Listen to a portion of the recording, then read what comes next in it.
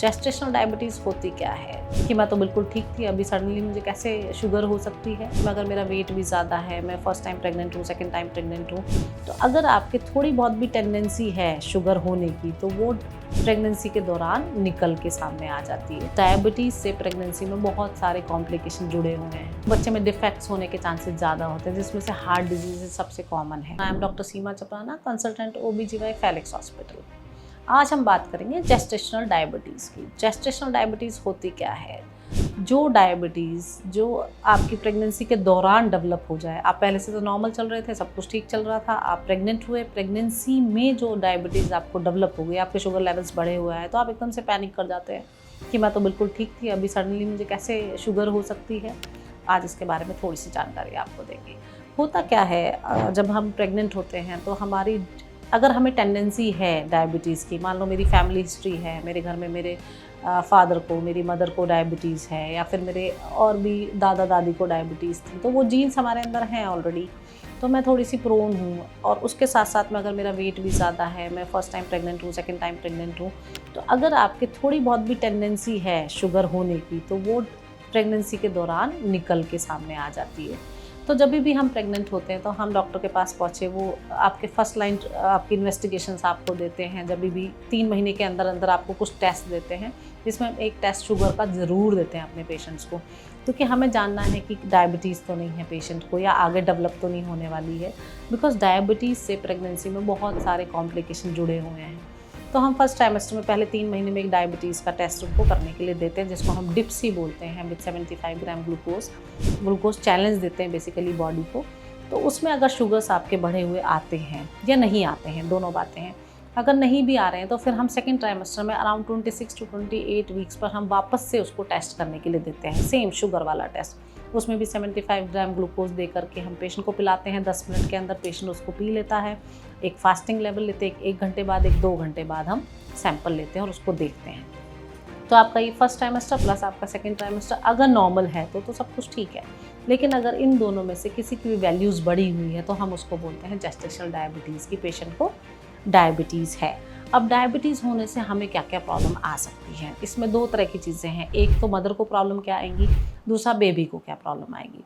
तो मदर के लिए क्या है, अगर आपको शुगर है, आप खुद भी समझते हैं कि शुगर है, तो आपको इन्फेक्शंस होने के ज़्यादा चांसेस हैं। इन्फेक्शन होगा तो आपको प्रीटर्म लेबर में जाने के ज़्यादा चांसेस हैं। और क्या होगा, आपका बेबी का वेट गेन ज़्यादा हो जाएगा। वेट गेन अगर ज़्यादा होगा, बेबी अगर मोटा होगा, तो उसको नॉर्मल डिलीवरी में प्रॉब्लम आएगी। अगर हम सिज़ेरियन भी करेंगे तो उनको ज़्यादा ब्लीडिंग होने के चांसेस हैं। प्लस आपका जो बेबी है उसमें अनॉमलीज़ होने के चांसेस, अगर फर्स्ट ट्राइमेस्टर में हमें पता लग गया आपको डायबिटीज़ है, तो बच्चे में डिफेक्ट्स होने के चांसेस ज़्यादा होते हैं, जिसमें से हार्ट डिजीज़ सबसे कॉमन है। अगर आपको फर्स्ट ट्राइमेस्टर में पता चल जाता है आपके शुगर लेवल्स बढ़े हुए हैं, तो सबसे पहले एक तो एंडोक्रिनोलॉजिस्ट का आपको रिव्यू लेना है। सेकेंडली आपने डाइट कंट्रोल करना है, फिर मेडिसिन लेनी है, नहीं है तो इंसुलिन लेना है। सेकेंड ट्राइमेस्टर में जब आप एंटर करेंगे, लेवल 2 स्कैन होने के बाद, फर्स्ट ट्राइमेस्टर में आपका स्कैन हो जाएगा, उसमें आपने डबल मार्कर टेस्ट कर लिए कि बच्चे में कोई डिफेक्ट्स तो नहीं है, क्योंकि हमें पता है डायबिटीज़ है तो ज़्यादा डिफेक्ट होने के चांसेस हैं। सेकेंड ट्राइमेस्टर में आपने लेवल 2 कर लिया, तो फीटल इको भी करना ज़रूरी है हार्ट के लिए, बिकॉज हार्ट डिफेक्ट्स ज़्यादा कॉमन है। अब आपका ये सेकेंड ट्राइमेस्टर तक हो गया, लेकिन आपको कोई डायबिटीज़ नहीं थी, आप सब कुछ अच्छा चल रहा था।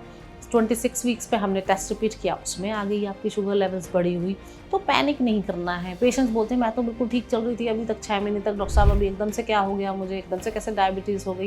It is very common. और आजकल जिस तरह का लाइफस्टाइल है, जिस तरह की चीज़ें हैं, लोग ज़्यादा एक्सरसाइज भी नहीं करते हैं, ऑलरेडी वो प्रोन है, फैमिली हिस्ट्री है, तो उनको डायबिटीज़ होने के चांस हैं।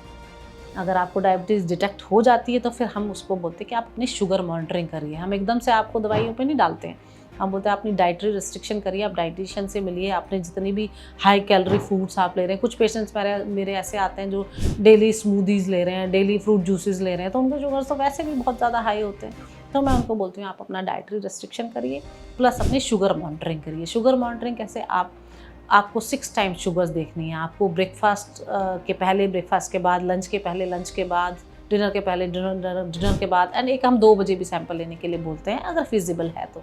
हम पेशेंट को बोलते हैं आप ग्लूकोमीटर ले लीजिए और सारी चीज़ें आप नोट करिए अपनी एक नोटबुक में। आप 3-4 डेज़ के लिए अपनी चार्टिंग करिए शुगर्स की, कि हम देखें आपके कौन से शुगर्स कितने बढ़े हुए आ रहे हैं।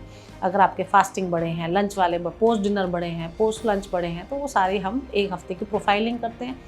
फिर हम अकॉर्डिंगली पेशेंट को डाइटरी एडवाइस देते हैं कि आपने 6 मील्स लेने हैं, 3 छोटे मील, 3 बड़े मील, उसमें शुगर्स के फूड आपको कम रखने हैं, जितने भी आप स्मूदीज़, जितने भी आप फ्रूट जूसेस ये सब ले रहे हैं वो सब बंद करने हैं।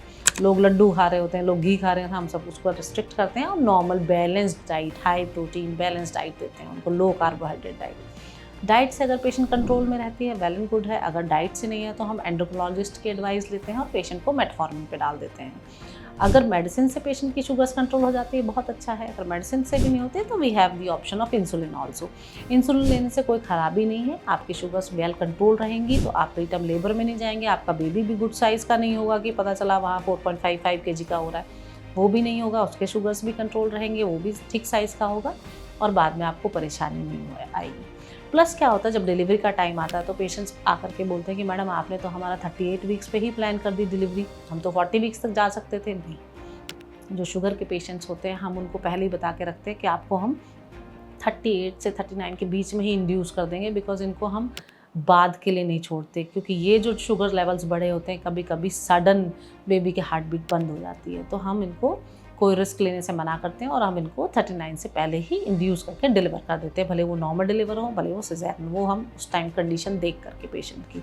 डिलीवरी होने के बाद भी पेशेंट के बेबी की मॉनिटरिंग लगती है, 24 घंटे हम उसको अंडर ऑब्जर्वेशन रखते हैं, क्योंकि उसके शुगर्स अंदर तो आपके अंदर था तो वो आपसे सारी चीज़ें ले रहा था, बाहर आके उसके शुगर लेवल फॉल होने का चांस होता है, तो जो बच्चे वाले डॉक्टर हैं वो उसको 24 आवर्स के लिए मॉनिटरिंग में रखते हैं। प्लस हम आपकी शुगर्स जो है पोस्टपार्टम मतलब 24 आवर्स डिलीवरी होने के बाद भी मॉनिटर करते हैं। जब आपके शुगर लेवल स्टेबलाइज हो जाते हैं तो आपको डिस्चार्ज कर देते हैं। फिर आप जो हमारे पास फॉलोअप के लिए आएंगे उसके 3 महीने बाद हम वापस आपके शुगर लेवल्स करके देखते हैं। नॉर्मली सारे पेशेंट्स के शुगर लेवल नॉर्मल हो जाते हैं, लेकिन एक चीज़ आप याद रखिए, अगर आपके प्रेगनेंसी में शुगर लेवल्स बढ़े हैं तो आपकी टेंडेंसी है कि आपको लाइफ में आगे जाके 40-45 के बाद आपको डायबिटीज़ होने के चांस है, because you have that tendency. तो अपना लाइफस्टाइल मॉडिफाई करिए, अपनी डाइटरी रिस्ट्रिक्शंस करिए, एक्सरसाइज करिए, स्वीट्स कम खाइए, तो आपको वो चीज़ डिले हो जाएगी या नहीं होगी। Thank you very much. Health से जुड़ी ऐसी कई और जानकारी के लिए फेलिक्स हॉस्पिटल के यूट्यूब चैनल को सब्सक्राइब करें और अपने सवाल कमेंट बॉक्स के जरिए हम तक पहुंचाएं और डॉक्टर की अपॉइंटमेंट के लिए दिए गए नंबर 9810455953 पर संपर्क करें।